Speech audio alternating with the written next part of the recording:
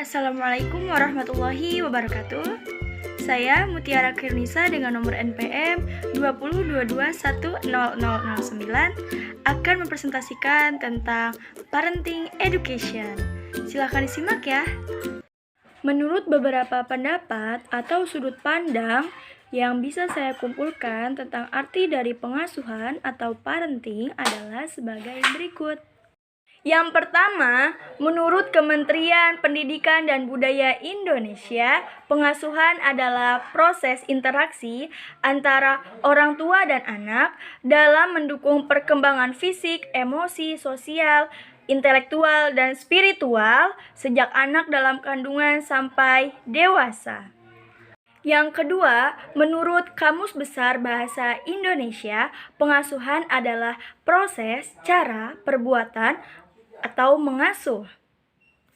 Yang ketiga, menurut Kamus Oxford, pengasuhan adalah the activity of a bringing up a child as a parent. Artinya, proses membesarkan anak yang dilakukan oleh orang tua. Yang keempat, menurut Kamus Besar Merriam-Webster, pengertian pengasuhan dibagi menjadi 3. Yang pertama yaitu pengasuhan parenting adalah the raising of a child by its parent. Artinya membesarkan anak yang dilakukan oleh orang tua. Yang kedua yaitu the act of process of becoming a parent. Artinya proses dalam menjadi orang tua. Yang ketiga yaitu the taking care of someone in the manner of a parent. Artinya merawat seseorang yang dilakukan dengan cara sebagai orang tua. Menurut saya, parenting education adalah suatu cara, perbuatan, mengasuh atau sebuah proses membesarkan anak melalui interaksi orang tua dan anak dalam mendukung perkembangan fisik, emosi, sosial, intelektual, dan spiritual sejak anak dalam kandungan sampai dewasa. Selanjutnya, di sini ada tips mengajarkan anak melakukan atau tidak melakukan perilaku tertentu yang diharapkan. Yang pertama yaitu hampiri anak ketika ingin berkomunikasi.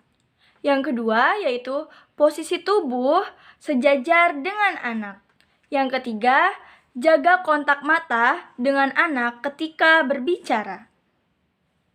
Yang keempat, jika anak melakukan perbuatan yang tidak diharapkan, gunakan bahasa singkat ketika mengingatkannya. Yang kelima, ketika kita ingin anak melakukan sesuatu hal, maka gunakanlah bahasa yang singkat dan jelas dalam menganjurkannya. Kemudian, dapat dijelaskan maksud dan manfaatnya. Yang keenam, perkuat perilaku baik anak yang sudah anak lakukan dengan apresiasi yang cukup, tidak berlebihan, dan tidak terlalu minim. Yang ketujuh, jaga kelekatan emosional dengan anak dengan memperbanyak aktivitas menyenangkan bersama. Dan yang terakhir yaitu yang kedelapan, awasi perilaku anak dengan orang dewasa di sekitar anak dan tayangan TV atau gadget. Mungkin cukup sekian presentasi kali ini yang bisa saya sampaikan. Kurang lebihnya mohon maaf. Saya pamit undur diri. Wabillahi taufik wal hidayah. Wassalamualaikum warahmatullahi wabarakatuh.